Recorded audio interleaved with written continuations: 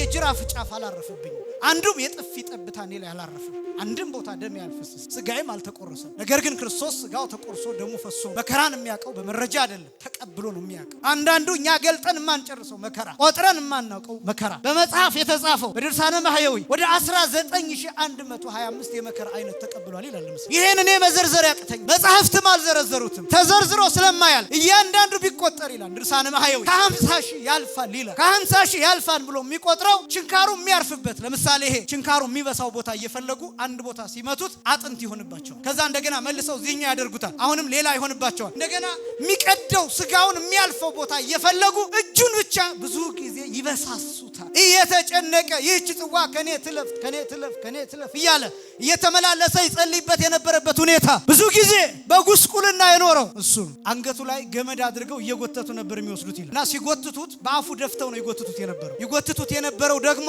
ሹል ድንጋይ ሹል አለት ልክ እንደ ካሪያ እንደ ጩቤ እንደዛ አይነት ስለት ያለው እንደዛ አይነት ድንጋይ የተከማቸበት ቦታ ላይ በደረቱ ደፍተው በአፉ ደፍተው 133 ጊዜ ጎትተው ጅራፍኛ እንደምናውቀው አይነት ቀላል አይነት አይደለም ሮማውያን በግርፋት ስልታቸው የሚሰሩት ጅራፍ እጅግ በጣም ከባድ ማይቆረጥ ከሌዘር ከቆዳ የሚሰራ ጅራፍ ነው የሚሰሩት አንድ ገራፌ የጌታ ጀርባ ላይ አሳርፎ ጅራፉን ሲያነሳው እፍኝ የሚያክል ስጋ አየር ላይ ይበራል የጌታ ስጋ ቆዳ አንድ ጽዋ የሚሞላ ደም አየር ላይ ይረጫል ምድሩን ያርፍበታል ያለብሰዋል እንኳን አይደለም 6666 ጊዜ የተገረፈ ይቅርና አንድ ጊዜ የተመታ ሰው ፊቱ ይዞርበታል እንደምታውቁት ክርስቶስ እንደዚህም ሆኖ መስቀል ላይ እየጮኸ ነው የሞት ጭንቅላቱን በዘንግ እየመቱ አንተ ክርስቶስ ነህ አይደለ እስኪ ማን እንደመታ ተናገር ብለው ተሳለቁበት የረከሰ ምራቃቸውን ፊቱ ላይ አሳረፉበት የሚችሉትን ሁሉ አደረጉበት ክርስቶስ የተሰቀለው እንዲታይ ነው እንድታስበው ነው በአይምሮ ተተክሎ እንዲኖር ነው በልብህ ነግሶ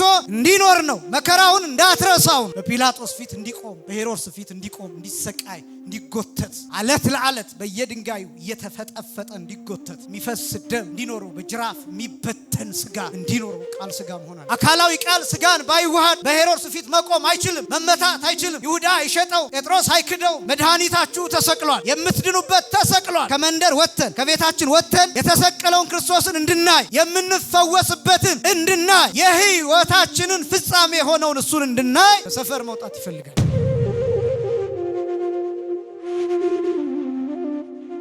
ለውስን ደቂቃዎች የምንማማርበት የትምህርት ርዕስ ክርስቶስን ማየት በሚል ርዕስ ይሆናል በዚህ ርዕስ ማስተማር የፈለኩበት ምክንያት አንደኛ ጠዋት ላይ ኒቆዲሞስ ከጌታችን ከመድኃኒታችን ከኢየሱስ ክርስቶስ የተማረውን ትምህርት አንስተን አንዱ ክፍል ይሄ ክፍል ስለሆነ ከዚሁ ከኒቆዲሞስ ወንጌልና ትምህርት እንዳንወጣ በማሰብ ነው ሁለተኛ አሁን ያለንበትን ዘመን ለማየት ለመረዳት ለማወቅ ክርስቶስን ማየት ስለሚያሳርፍና ወደምንሄድበት ትክክለኛ መንገድ ስለሚጠቁመንም ጭምር በተለይ ደግሞ ብዙዎቻችሁ ወጣቶች በመሆናችሁ ወጣቶች ደግሞ በዚህ ዘመን በብዙ መልክ የሚሰቃዩበት ዓለሙ የሚያስጨንቅበት ብዙ መንገድ ስላለ ከዚህ ከሚያስጨንቀን ነገር እንዴት መውጣትና አይናችንን ማን ላይ መጣል ማን ላይ ማሳረፍ እንዳለብን ለማሳየት ክርስቶስን ማየት በሚል ርዕስ ለጥቂት ደቂቃዎች ቆይታ እናደርጋለን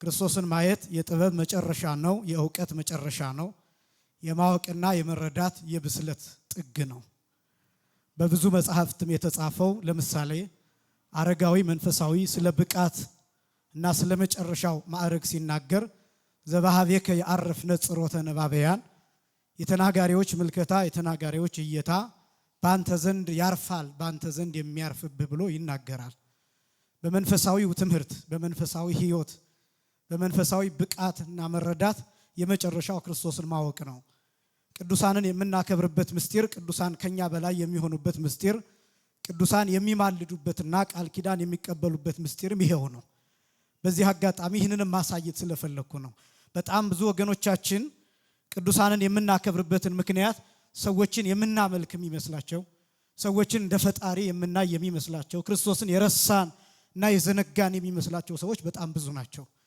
ቅዱሳን የሚከበሩት ክርስቶስን ከማየታቸው የተነሳ ከማወቃቸው የተነሳ ከመረዳታቸው የተነሳና ክርስቶስን ወደ ማየት ያደረጉት ጉዞ ትምህርት ስለሆነ ጥበብ ስለሆነ ዕውቀት ስለሆነ በዚህ ምክንያት የቅዱሳንን ገድልና ድርሳን የምናነብበትን ምክንያት ይሄ ነው። ወደ ክርስቶስ የሚኬድበት አቅጣጫ ብዙ አይነት ነው።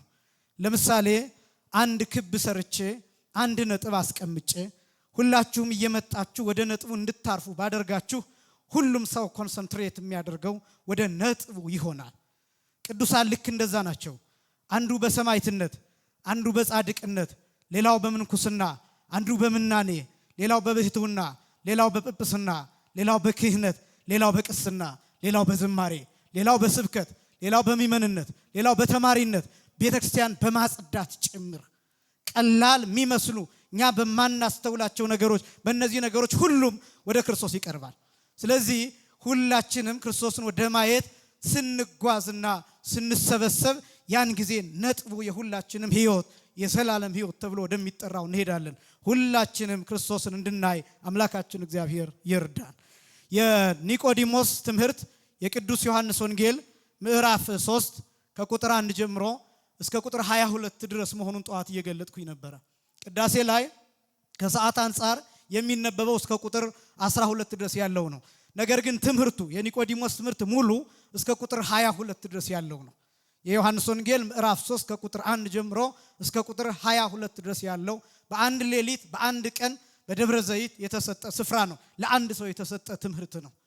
ሰፊና ጥልቅ ትምህርት ነው። ጠዋት እንደገለጥኩት በተወሰነ መልኩ በቴዎሎጂ ትምህርት የትምህርት ጥግና የነገረ መለኮት ጥግ ተብሎ የሚታወቀው ትምህርት ይሄ ትምህርት ነው። 5 ጉዳዮችን የያዘ ነው ብዬ ጠዋት አስቀምጫለሁ። አንደኛው ምስጢረ ጥምቀትን ወይም ምስጢረ ልደትን፣ ሁለተኛ ምስጢረ ስጋዌን፣ ሶስተኛ ነገረ መስቀልን፣ አራተኛ ነገረ ፍቅርንና አምስተኛ ነገረ ፍትህን ወይም ደግሞ ምስጢረ ፍትህን ወይም የፍርድን ጉዳይ። እነዚህን 5 ነገሮችን የያዘ ነው። ከነዚያ ከ5ቱ ጉዳዮች ሁሉንም መዳሰስ ስለማይቻል ጠዋት ከቁጥር 1 ጀምሮ እስከ ቁጥር 12 ድረስ ያለውን ስላየን እኔ አንዱን የዮሐንስ ወንጌል ምዕራፍ 3 ቁጥር 14 እና 15 ላይ ያለውን ኃይለ ቃል ራሱ ጌታ የገለጠውን እሱን ብቻ አንስቼ ክርስቶስን ማየት በሚለው እንደመድማለን። ለሁላችንም እግዚአብሔር መንፈስ ቅዱስ ምስጢርን ጥበብን ይግለጥልን። ይሄ ትምህርት ጌታችን መድኃኒታችን ኢየሱስ ክርስቶስ ያው ኒቆዲሞስ ጌታን የጠየቀው ለምን እንደመጣ ማወቅ ስለፈለገ ለምን እንደመጣ የገለጠበት ክፍል ይሄ ክፍል ነው። ክርስቶስ ለምን እንደመጣ በቀጥታ ለኒቆዲሞስ ብቻ የተናገረው ትምህርት አይደለም፣ ለሁላችን የተናገረው ትምህርት ነው። በነገራችን ላይ ይሄ ክፍል የዮሐንስ ወንጌል ምዕራፍ 3 ቁጥር 14 እና 15 ላይ ቤታችሁ ስትገቡ ደጋግማችሁ አንብቡት። ግን የክርስቶስን ሁሉን ታሪክ ጠቅሎ የያዘ ቋጥሮ የያዘ ልክ ዝናብ እንደያዘ ደመና ልክ እንደዛ አስደናቂ የሆነ ብዙ ነገሮችን የያዘ የመጽሐፍ ቅዱስ ክፍል ነው። ለምሳሌ ክርስቶስ ስላንተ የሚናገረው ክፍል ጠቅሎ የሚይዘው ክፍል ተብሎ ቢጠየቅ ከወንጌላቱ ከተጻፉት ውስጥ ዋናውና መሰረታዊ የሚባለው ክፍል ይሄ ክፍል ለምን እንደመጣ ቁልጭ አድርጎ የሚያሳይ ነው። ይሄ ብቻም አይደለም፣ በብሉይ ኪዳን ያሉ ታሪኮችን አምጥቶ የተናገረበት ነው። ይሄ ደግሞ ሌላ ምን ያሳያል መሰላችሁ? በብሉይ ኪዳን ያሉት መጽሐፍት አጠቃላይ ክርስቶስን የተመለከቱ እንደሆኑ ያሳያል። ዲስከቨሪንግ ክራይስት ኢን ኦል ስክሪፕቸርስ የሚል አንድ መጽሐፍ አለ። ምናልባት አይታችሁት ይሆናል። ክርስቶስን በሁሉ ጽሑፍ ማግኘት ማለት ነው። እነዚህን ነገሮች የምናገረው የተወሰናችሁት ሊከብዳችሁ እንደሚችል እያወቅኩ ነው፣ ግን ደግሞ መስማትም ጭምር ስላለባችሁ ነው። ክርስቶስ በሁሉ ቨርስ ይገኛል፣ በሁሉ የመጽሐፍ ቅዱስ ክፍል ይገኛል። ሁሉ ስለ ክርስቶስ ይናገራል። ሁሉ እንዲያውም ጽሑፉ ብቻ አይደለም፣ መጽሐፉ ብቻም አይደለም፣ መጽሐፍ ቅዱስ ብቻ አይደለም፣ አየሩ ሁሉ ስለ ክርስቶስ ይናገራል። እጽዋት ስለ ክርስቶስ ይናገራሉ። አንተ ዝም ብለህ ስለ ክርስቶስ ትናገራለህ። አንቺ ዝም ብለሽ ስለ ክርስቶስ ትናገሪያለሽ። እኔ ዝም ብዬ ባላስተምር እንኳን ስለ ክርስቶስ እናገራለሁ። ሰው ሁሉ ነው የምላችሁ፣ ምክንያቱም ክርስቶስ ስለ ሁሉ ነው የሞተው። ሁሉም ስለ ክርስቶስ ይናገራል። በአንደበቱ ቃል ያውጣ እንጂ ፊቱ ላይ ግን ክርስቶስ አለ። ነፍሱ ውስጥ ክርስቶስ አለ። ሰውነቱ ውስጥ ክርስቶስ አለ። ሕይወቱ ውስጥ ክርስቶስ አለ። ኑሮ ውስጥ ክርስቶስ አለ። ለምን? ለሁሉ ትውልድ ክርስቶስ ሞቷል፣ እስከ ዓለም ፍጻሜ ለሚነሳው ትውልድ ሁሉ። ስለዚህ ሰው ሁሉ ክርስቶስን ይሰብካል። ሁሉ መጽሐፍ ለምሳሌ ኦሪት ዘፍጥረት ምዕራፍ 1 ቁጥር 1 ጀምሮ ብትመለከቱ በመጀመሪያ እግዚአብሔር ሰማይንና ምድርን ፈጠረ ሚል ቃል ነው የምታገኙት። ዝም ብሎ አሁን ሰማይና ምድርን ስለመፍጠር እንዳይመስላችሁ፣ እዚህ ውስጥ ክርስቶስ አለ። የትኛው ሰማይ የትኛው ምድር? ምን አይነት ሰማይ ምን አይነት ምድር? ምንም ይሆን ሰማይ ምንም ይሆን ምድር እንዴት ነው የተፈጠረው? ያ እኮ ተበላሽቷል። ያኛው ምድር እኮ ተረግሟል። ስለዚህ ይሄ መጽሐፍ አሁን ለምን ያስፈልገናል ቢባል አዲስ ምድር ተፈጥሯል። አዲስ ዓለም ተፈጥሯል። አዲስ መሬት ተፈጥሯል። እርሱም ደግሞ መንግስተ ሰማያት ነው። ይሄ ብቻም አይደለም። ይችን የተረገመችዋን ምድር ክርስቶስ በደሙ አጥባታል። ለዚህ ነው በፋሲካ ስንዘምር ወምድርኒ ትገብር ፋሲካ ተሐጽባ በደመ ክርስቶስ፣ ምድርም ደስታ ታደርጋለች በክርስቶስ ደም ታጥባ ምንለው። እንደገና ቅዱስ ዮሐንስ በራእዩ እንደተናገረው ያኛው የፊተኛው ሰማይና ምድር አልፏል፣ እነሆ አዲስ ሰማይና አዲስ ምድር አያለሁ ብሎ እንደተናገረው ቅዱስ ጴጥሮስም ሐዳሳተ ሰማየ ወሐዳሳተ ምድረ ንሴፎ፣ አዲስ ሰማይ አዲስ ምድር ተስፋ እናደርጋለን ብሎ እንደተናገረው ስለዚህ ጉዳይ የተነገረ ነው። ስለዚህኛው ሰማይ ብቻ አይደለም፣ አሁን ስለምንረግጠው ምድር ብቻ አይደለም፣ ስለሚመጣው ዓለምም ጭምር የተነገረ ነው። ሁሉ ስለ ክርስቶስ ይናገራል፣ ሁሉ መጽሐፍ። ይሄኛው ደግሞ በጣም ብዙ ነገሮችን መጠቅለል የሚችል ነው። ታሪኩ ያለው ኦሪት ዘኍልቍ ምዕራፍ 21 ከቁጥር 5 ጀምሮ እስከ ቁጥር 6 ላይ ያለ ታሪክ ነው። ጌታ ለኒቆዲሞስ እንዲህ ነው ያለው። ለምንድን ነው የመጣኸው ላልከው መልሱ ይሄ ነው። ወበከመ ሙሴ ሰቀሎ ለአርዌ ብርት በገዳም ከማሁ ሀለወ ለወልደ እጓለ እመሕያው ይሰቀል ከመ ኩሉ ዘየአምን ቦቱ ይታጎል አላ ይርከብ ሕይወተ ዘለዓለም የሚል ነው። ለምንድን ነው የመጣኸው ትለኝ እንደሆነ ሙሴ የናሱን እባብ በምድረ በዳ ቀጥቅጦ እንደሰቀለው የሰው ልጅም እንደዛ ተቀጥቅጦ ሊሰቀል ይገባዋል ሚል ነው የተናገረው። ሙሴ ናሱን እባብ በምድረ በዳ ቀጥቅጦ እንደሰቀለው እንዲሁ የሰው ልጅም ተቀጥቅጦ ሊሰቀል ይገባዋል ወይም ይሰቀል ዘንድ አለው። ለምን ብትለኝ የሚያምንበት ሁሉ የዘላለም ሕይወትን እንዲያገኝ እንጂ እንዳይጠፋ የሚል ትምህርት ለኒቆዲሞስ ነገረው። ይሄ ታሪክ በብሉይ ኪዳን ኦሪት ዘኍልቍ ምዕራፍ 21 ከቁጥር 5 ጀምሮ እስከ ቁጥር 9 ድረስ ተጽፎ የሚገኝ ታሪክ ነው። ታሪኩን በጥቂቱ እናንሳ ግልጽ ለማድረግ ወደ ሐዲስ ኪዳን ለማምጣት። እስራኤላውያን እግዚአብሔርን የሚያሙበት ጊዜ፣ በእግዚአብሔር ላይ የሚያጉረመረሙበት ጊዜ ብዙ ነው። መና ከደመና እያወረደ ሲያበላቸው፣ ውሃ ከጭንጫ እያፈለቀ ሲያጠጣቸው የሚያዩትን ነገር ይሰለቹታል። ሰው በጠባዩ ስልቹ ነው። በነገራችን ላይ ምእመናን አሁን እኛ የእስራኤልን ታሪክ እየደገምን ነው። ወንጌል አሁን የሚሰለቸው ሰው ብዙ ነው። በነገራችን ላይ እናንተን ለማለት አይደለም፣ ቃለ እግዚአብሔር የሚሰለቸው ሰው ግን ብዙ ነው። ለምሳሌ ዘፈኖች በሚሊየን ይታያሉ፣ በጣም በብዙ ቁጥር ይታያሉ። ዝማሬዎች በጥቂት ነው የሚታዩት። ትምህርት በጥቂት ነው የሚታየው። መምህራን በጥቂት ነው የሚደመጡት። ይህ አሁን የእስራኤልነት ጠባይ ነው። እስራኤላውያን መና ሰለቻቸው። ሳይዘሩ፣ ሳያጭዱ፣ ሳያበስሉ፣ ሳይደክሙ፣ ሳይወጡ፣ ሳይወርዱ እየተመገቡ ደመናው እንደ ኩሽና ሆኖላቸው፣ ደመናው እንደ ቤት ሆኖላቸው፣ ደመናው ሙቀት እያቀዘቀዘላቸው፣ ሲበርዳቸው እያሞቃቸው፣ ሌሊት ብርሃን እየሆነላቸው፣ ቀን መንገድ እየመራቸው፣ ሲደክማቸው እያሳረፈቸው፣ ከጠላት እየጠበቃቸው፣ በፊት በኋላ በቀኝ በግራ እየሆነ ከላይና ከታች እየሆነ ምንጣፍ ሆኖ 40 ዓመት እስራኤላውያን እንቅፋት አልመታቸውም። 40 ዓመት ጫማቸው አላለቀም። 40 ዓመት በትራቸው አልወደቀም። 40 ዓመት ልብሳቸው አልወለቀም። 40 ዓመት እግዚአብሔር በሳሎን እና በመኝታ ቤት በሚመስል በሚያምር ቤት ፈልሰስ ነው ሲያረጋቸው የነበረው 40 ዓመት። ያ ግን ሰለቻቸው። እግዚአብሔር እኛን የሚጠብቅበት መንገድ ብዙ ነው የሚመናል። በተለይ ወጣቶች ወንድሞችና እህቶች ይህን ዘመን ካልተረዳ ነው እጅግ በጣም ከባድ ነው። እግዚአብሔር በወንጌል ደመና እያንሸራሸረ ነው የሚያኖረን። ይህን ታውቃላችሁ። በንስሐ ደመና፣ በስጋው ደሙ ደመና፣ በመምህራን ደመና፣ በብዙ ሰባኪያን ደመና፣ በቅዳሴው በአገልግሎቱ ደመና። እንደዚህ ዘመን ቤተክርስቲያን በብዛት የምትገለገልበት ጊዜ የለም። እንደዚህ ዘመን መምህራን የበዙበት፣ እንደዚህ ዘመን ወንጌል ሰፍቶ የሚነገርበት ጊዜ የለም። ደመና ነው። ግን ይሄን ከናቅነው፣ ይሄን ካልተረዳ ነው እግዚአብሔር ወደ ፀሐዩ ያወጣናል፣ ወደ ዋዕዩ ያወጣናል፣ ወደ ቃጠሎ ያወጣናል፣ ለእባብ አሳልፎ ይሰጠናል። ይሄን መረዳት ይፈልጋል። ያለንበት ቦታ አሁን ደጋ ነው፣ የሚመች ቦታ ነው፣ የሚመች የማይጎረብጥ ቦታ ነው። ይሄን ካልተረዳ ነው ግን እግዚአብሔር ልክ እንደ ሲኦል ቆላ ወደ ሆነ ቦታ ይወረውረናል። እግዚአብሔር ከዚህ ሁላችንን የሚጠብቀን መረዳት ይፈልጋል። በእጃችሁ የያዛችሁትን ወርቅ ማክበር ይፈልጋል። ወጣትነታችሁን ማክበር፣ መምህራንን ማክበር፣ የምትሰሙትን ትምህርት ማክበር፣ በቤተ ክርስቲያኒቱ ላሉት ተጠያቂ መምህራን ቦታ መስጠት፣ ለአዋቂ ሰዎች ቦታ መስጠት፣ ለሀገር ውለታ ለዋሉ ሰዎች ቦታ መስጠት፣ ለትልልቅ ሰዎች ቦታ መስጠት፣ ማክበር ይገባል። ይሄን ካላደረግን እግዚአብሔር ወደ ዋዕዩ ያወጣናል፣ ወደ ቃጠሎ ወደ ቆላው ይልከናል። አንዳንድ ነገሮች ላይ እናጉረመርማለን። እንደዚህ ዘመን ብዙ ነገሮች የተሟሉበት ጊዜ የለም እና እንደ እስራኤላውያን ነን። መና እየወረደ እየተመገብን፣ ስጋው ደሙ ዝም ብሎ እየተመለሰ ሳንቆርብ እየተመለሰ ቅዳሴ ሰው በሌለበት እየተቀደሰ ቆራቢ በሌለበት ስጋው ደሙ እየወጣ ንስሐ የሚገባ በሌለበት ካህናት ንስሐ የሚገባ እየጠበቁ ብዙ ካህናት እያሉ ብዙ ቀሳውስት እያሉ ንስሐ የሚገባው ቁጥር እያነሰ ነፍስ አባት አያስፈልግም ንስሐ አባት አያስፈልግም እያለ የሚወጣው እየበዛ አያችሁ ከጸጋዎቻችን እየተራቆቱን ነው። ዘመኑን ወቁበት። አስቸጋሪ ዘመን ነው። ከባድ ዘመን ነው። ወደፊትም ጥሩ ዘመን አይመጣም። ባይታዊ አይደለሁም ነብይም አይደለሁም። ዘመኑን መረዳት ግን እችላለሁ። ምናነባቸው መጽሐፍት የሚጠቁሙን እንደሱ ነው። የተሻለ ዘመን አንጠብቅም። ወርቃማ ጊዜ አንጠብቅም። የሚመጣው ጊዜ ከባድ ነው። ከስልክህ ጋር ያለህን ጦርነት ማወቅ አለብህ። ከላፕቶፕህ ጋር ያለውን ጦርነት፣ ከአይፓድህ ጋር ያለውን ጦርነት፣ ትምህርት ቤት ከምትማረው ከራሱ ከካሪኩለሙ ጋር ያለህን ጦርነት መረዳት አለብህ። የምትማረውን ሳይንስ እንደወረደ ብቻ የምትቀበለው ከሆነ አደጋ ውስጥ ነህ። ስለዚህ ቴክኖሎጂ ሁሉ ዝም ብሎ ትክክል አይደለም። ዘመናዊነት በራሱ ልክ አይደለም። ዘመናዊነት ከእውነት መውጣት ነው። ከሪያሊቲ ማፈንገጥ ነው። ወደ ቨርቹዋል ዓለም መሄድ ነው። ወደ ዲጂታል ዓለም መሄድ ነው። ዘመናዊነት ከእውነት ይልቅ ውሸትን ይመርጣል። ዘመናዊነት ውሸትን ነው የሚፈልገው። ለምሳሌ እነዚህ ካሜራዎችን ተመልከቷቸው። የሚያምሩ ካሜራዎች ናቸው። ይሄ ካሜራ እኔን ቆንጆ አድርጎ ነው የሚያሳየኝ።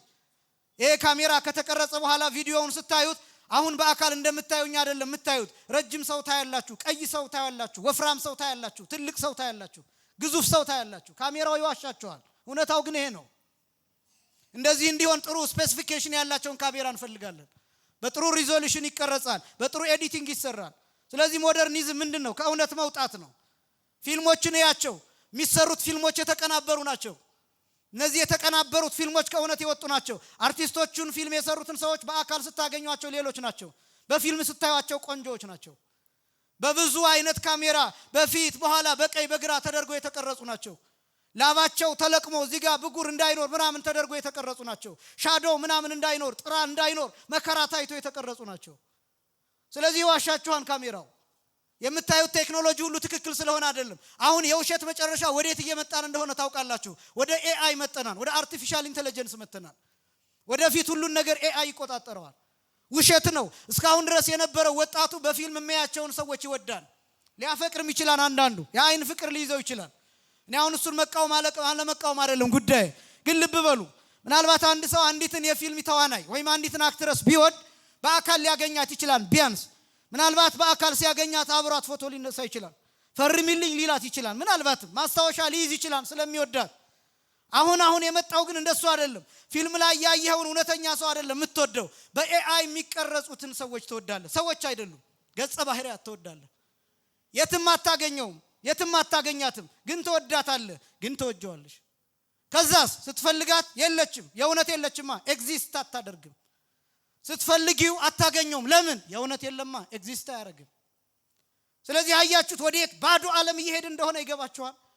ዘመኑን ተረዱት፣ ዘመኑን ወቁት። ሰልጥነናን ካላችሁ፣ ወጣቶች ነን ካላችሁ፣ ቴክኖሎጂው ገብቶናል ብላችሁ ከተረዳችሁ ዘመኑን ወቁት። ወንጌል ከዚህ እንድናመልጥ ያስተምረናል። ቤተክርስቲያን ከዚህ እንድናመልጥ ታስተምረናለች። ልብ በሉ፣ ቤተክርስቲያኒቷ ብቻ ናት የ24 ሰዓቱን ሰርክል ሳይክሉን ጠብቃ የምታገለግለው ቤተክርስቲያን ብቻ ናት። በጧት የሚነሱት የቤተክርስቲያን አገልጋዮች ናቸው። በጊዜ የሚተኙት የቤተክርስቲያን አገልጋዮች ናቸው። ሌሊቱን ለምስጋናም ለእንቅልፍ የሚጠቀሙት የቤተክርስቲያን አገልጋዮች ናቸው። እኛስ ምንድነው የምናደርገው? ማታ እናመሻለን፣ ጠዋት እንተኛለን፣ ተኝተን እናረፍዳለን፣ ቀንም እንተኛለን። ቀኑና ሌሊቱ ተገላብጦብናል። የትልልቅ ሰዎችን ህይወት ተመልከቱ። እኔ አሁን ይሄንም ነግራችሁ ወጣቶች ጊዜውን ተረድታችሁ እንዴት ማምለጥ እንዳለባችሁም ጭምር ነው። ሁሉ ጊዜ ትክክል አይደለም ስልካችሁ፣ ሁሉ ጊዜ ትክክል አይደለም ኤአይ፣ ሁሉ ጊዜ ትክክል አይደለም ቴክኖሎጂው፣ ሁሉ ጊዜ አይደለም ትክክል የሚሆን። ማምለጥ ይገባል። መንፈሳዊነታችን እየረገጠው ያለው ክርስትናችንን ጥያቄ ምልክት ውስጥ እያደረገው ያለው ግሎባላይዝድ የሆን እየመሰልን ግን ደግሞ እየጠፋን ነው፣ እየሰመጥን ነው። አይምሮአችንን እያሳጣን ነው፣ አካላችንን እያሳጣን ነው። በጣም ብዙ ሄድፎን የሚጠቀሙ ሰዎች ከ15 ዓመት ለ15 ዓመታት ሄድፎን ሳያቋርጡ የተጠቀሙ ሰዎች ከ15 ዓመት በኋላ የመስማት ችግር ይገጥማቸዋል። በጣም ብዙ ሰዓት የሚጠቀሙ ስክሪን ላይ ብዙ ሰዓት የሚያሳልፉ ሰዎች የማየት ችግር እየገጠማቸው ይሄዳል። የማየት አቅማቸው እየቀነሰ ይሄዳል። ይሄ ብቻም አይደለም፣ ፊዚካሊ ወደፊት የሚወለዱት ልጆች ራሱ ጎብጠው ነው የሚወለዱት። ይሄ የተጠኑ ጥናቶች ናቸው። እነዚህ ሰዎች ለስልክና ለኮምፒውተር የሚመች ሆነው ጣቶቻቸው ያንን ለመለካካት የሚመች ሆነው ቀጫጭን ሆነው እንዲህ አይነት ፊዚካሊ ስትራክቸራቸው ዲፎርምድ የሆኑ ሰዎች ይወለዳሉ ወደፊት። የአእምሮ ችግር እየገጠመ ነው። ህፃናት በጣም ብዙ ነገሮች ይሰለቿቸዋል። አሁን የ12 የ13 ዓመት ልጆችን ስትመለከቱ ራሳቸውን የሚያጠፉ ሁሉ ትመለከታላችሁ። ራሳቸውን የሚገሉ ለምን ብላችሁ ስትጠይቋቸው ህይወት ይሰለቻቸዋል። እማዬ አትወደኝም፣ አባዬ አይወደኝም፣ እኔን ሰው ሁሉ አይፈልገኝም ብለው ያስባሉ። ይሄ ስሜት ለምን እንደሚሰማቸው ታውቃላችሁ? ይሄ ቴክኖሎጂው መንፈስ፣ ይሄ ዲጂታሉ መንፈስ አይምሯቸው ውስጥ ይረጫል። እነዚህ ስልኮች በራሳቸው የሚረጩት ጨረሮች አደገኞች ናቸው። በነገራችን ላይ ካርሲኖጂኒክ ኢፌክት ያላቸው ናቸው። የካንሰር ኮዝ የሚያደርጉ ናቸው። በተለይ ስንተኛ ጭንቅላታችን ላይ አድርገን ስትተኛ በኪሳችን ምን ይዛቸው ነገሮች በሙሉ ጨረራቸው አደገኛና ከሆነ ጊዜ በኋላ አብዛኛው ሰው በካንሰር እንዲጠቃ የሚያደርጉ ናቸው። እድሜ የሚያሳጥሩ ናቸው። ላስጨንቃቸው አይደለም ይሄን የምናገረው፣ ዘመኑ እንድትረዱትና እንድታውቁት ነው። ቤተክርስቲያን ባለውለታችሁ ናት። ባንስተምራችሁ ራሱ ባንዘምር ባንዘምር መምህራን ባይጋበዙ ዘማሪ ባይመጣ ይሄን ሰዓት ራሱ ከስልክ ተለይታችሁ እንድታመሹ ያደረገቻችሁ ቤተክርስቲያን ባለውለታችሁ ናቸው። በነፍስ ብቻ አይደለም፣ በመንፈስ ብቻ አይደለም፣ በስጋ ይሄን ጊዜ ለእግዚአብሔር መስጠት ብቻ አይደለም። ዝም ብለህ አርፈህ እንድትቆይ ከቴክኖሎጂው ከግርግሩ ከፌስቡክና ከቲክቶክ ወጥተህ እዚህ ተቀምጠህ እንድታሳልፍ ስላደረገችህ ቤተክርስቲያን ባለውለታህ ናት። ይሄን ማወቅ ጤነኛ የሆናችሁበት ጊዜ ይሄ ጊዜ ነው። ጤነኛ የሆናችሁበት ይሄን ዘመን መረዳት ይፈልጋል። ይሄ ወንጌል እንደመና ከሰማይ እየወረደ እየተፈተተ እየተሰጠ ነው። እስራኤል ያንን መና አቃለሉ፣ በእግዚአብሔር ላይ አጉረመረሙ። ከዛስ ለሙሴ ነገሩት። ምንድነው ከዚህ መና ውጭ እኛ የምናየው ነገር የለም እንዴ? ይክልኑ እግዚአብሔር ዘሪአ ማዕድ በገዳም ይዝብት ኮኳ ወያሁዝ ማየ። እግዚአብሔር አሁን በምድረ በዳ በቆላሁን መና ማውረድ ይችላል አይችልም?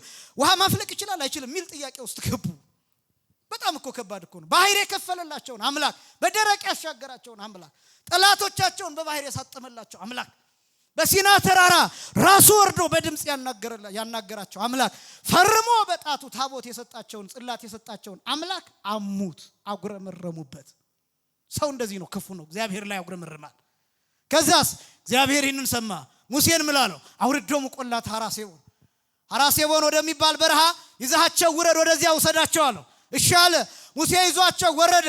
ወደ በረሃው ሲወርዱ እግዚአብሔር መናውን አወረደላቸው፣ ውሃውንም አፈለቀላቸው። ግን እባብ ተነስቶ ይጨርሳቸው ጀመር። መርዛማ እባብ፣ መድኃኒትም አይገኝለት እባብ። እስራኤላውያን እንደነገጡ ብዙዎቹም አለቁ። ወደ ሙሴ ሄዱ። ሙሴን ጠየቁት። ሙሴ እባክህ ወደ እግዚአብሔር አመልክትልን፣ ከኛ ኃጢአት ስተት ከእግዚአብሔር ምሕረት ቸርነት አይታጣምና አመልክትልን አሉ። ሙሴ ወደ ተራራ ወጣ፣ ወደ እግዚአብሔር ሄደ። ጌታ ሆይ ይህን ሕዝብ በምድረ በዳ ብትገለው መሳለቂያ ትሆናለህ፣ አምላክነትህ መገዳደሪያ መሳቂያ ይሆናል። ሕዝቡን በምድረ በዳ ፈጀው ትባላለህ፣ መጠበቅ አቅቶት ነው ብለው አምላክነትህን ይስቁበታልና እባክህ ጌታ ሆይ ብሎ ሙሴ በእግዚአብሔር ፊት ቆመ። ካህናት እኮ በእግዚአብሔር ፊት የሚቆሙ ናቸው እንደ ሙሴ። እኔና እናንተ በተኛንበት ሰዓታት የሚቆሙ አሉ። እኔና እናንተ በተኛንበት ሰዓት ማህሌት ይቆማሉ፣ ዘመድጓ ይቆማሉ፣ መወድሱን ይቆማሉ፣ ያደርሳሉ፣ ጸሎት ያደርሳሉ። እኔና እናንተ የፈለግነውን በመናደርግበት ጊዜ ካህኑ እዚህ በቅዳሴ እሳት እየተቃጠለ ነው። እኔና እናንተ 6 ሰዓት ሲሆን የት እንብላ፣ ጥሩ የጾም ምግብ ያለበት የት ነው፣ ብፌ ያለው የት ነው እያለን እየመረጥን እነሱ እዚህ በእግዚአብሔር ቃል እየነደዱ ነው። ይሄን እንኳን አናውቅም እኮ ብዙዎቻችን፣ በእውነት ይሄን እንኳን አናውቅም። ገና እኮ አልገባንም። የቤተክርስቲያኒቱ ውለታ፣ የካህናት ውለታ። ለምሳሌ በዚህ ዘመን ካህናት የኛን ኃጢአት አንሰማም ቢሉ ምን ይወጥናል? አስባችሁ ታውቃላችሁ? በዚህ ዘመን ኃጢአት እንደመስማት የሚያስጨንቅ ነገር አለ? ያውም የዚህን ዘመን ትውልድ ኃጢአት፣ የኔን ዘመን ኃጢአት፣ የኔን ትውልድ ዘመን ኃጢአት። ይሄን ኃጢአት መስማት እንዴት ያስጨንቃል? የማያውቁትን አንዳንዱ ኃጢአት የእንግሊዘኛ ስም ያለው አማርኛ መዝገበ ቃላት ላይ ተፈልጎ የማይገኝ አማርኛ ዲክሽነሪ ላይ የማይገኝ በአባቶቻችን ጊዜ ያልነበረ በእናቶቻችን ጊዜ ያልነበረ አስጨናቂ ለጆሮ የሚቀፍ ለልቡና የሚከብድ ብዙ አይነት እኮ አለ። አባቶቻችን ይሄን ለመስማት እዳ የተጣለባቸው ናቸው። ሳይካትሪስት ብትሄድ በሰዓት ያስከፍልሃል። ሳይኮሎጂስት ጋር ብትሄድ በሰዓት ያስከፍልሃል፣ በደቂቃ ያስከፍልሃል።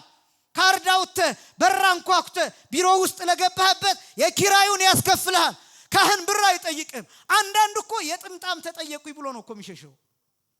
የጥምጣት ካህኑ እንደው ሻሽ ግዛልኝ አለኝ ብሎ እኮ የሚሸሽ ስንት አለ። እዛ ብትሄድ ስንት ይጠይቃል? አንድ ዶክተር ስንት ይጠይቃል? ካህኑ እኮ ስጋህን ነፍስህን ደመ ነፍስህን መንፈስህን እኮ ነው አክሞ የሚልክልህ እኮ።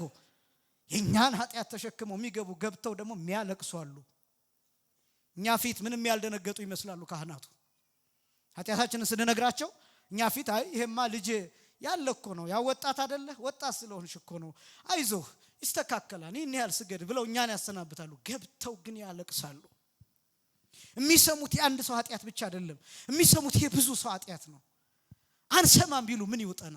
እነዚህ ሁለታዎች እኮ አይገቡንም እኮ። ይቺ ቤተክርስቲያን ለምሳሌ ጠዋት የግቢ ጉባኤ ተማሪዎች የነበሩትን ልጆች እዚህ ጋር ሆና አስለብሳ መረቀች፣ ጸለየችላቸው፣ አቡነ ዘበሰማያት ደገመችላቸው፣ አንገታቸው ላይ መስቀል አሰረችላቸው። ይሄን ሌላ ቦታ ማን ያደርገዋል? ይሄን ሌላ ቦታ ማን ያደርገዋል? ትጸልያለች እኮ ይቺ ቤተክርስቲያን። እነዚህ እኮ አልገቡንም እኮ። ይሄ ሳይገባን እኛ የምናየው ቅድም መጋቢ ሐዲስ ቀሲስ ብሩክ እንዳሉት ገንዘብ ተሰበሰበ፣ ገቢ መሰባሰቢያ፣ ልመናው ጥላው ተዘቀዘቀ፣ እንደዚህ ሆነ። አያችሁ ችግራችን። በጎውን አናይም። ያለ ዋጋ የተሰጠህን ስጋና ደም የት ታገኘዋለህ? ሳትከፍል አስቀድሰ ያገኘውን በረከት በምን ትተምነዋለህ? ካህኑ በመስቀል አሳልሞ እግዚአብሔር ይፍታህ ያለህን ምን አይነት ዋጋ ትሰጠዋለህ? ማንረዳቸው ነገሮች አሉ። እንደ ሙሴ በእግዚአብሔር ፊት የሚቆሙልን አባቶቻችንን እግዚአብሔር ይጠብቅልን። ሙሴ በእግዚአብሔር ፊት ቆመ። እግዚአብሔር ለሙሴ እንዲህ አለው፣ ግድ የለም እምራቸዋለሁ፣ ግን ዝም ብዬ አይደለም እምራቸው፣ አሁንም እነግርህን ታደርጋለህ አለው።